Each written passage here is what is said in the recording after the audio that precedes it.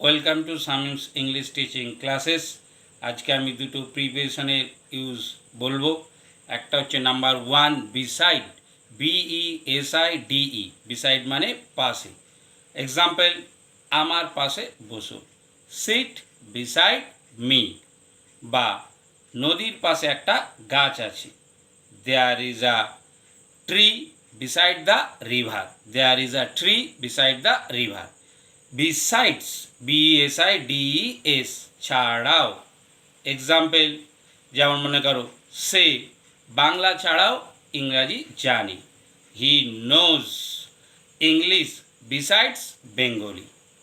আর একটা উদাহরণ দেখছি, সে ইংলিশ ছাড়াও ফ্রেঞ্চ শিখতে চায়, তাহলে he wants to learn French besides English.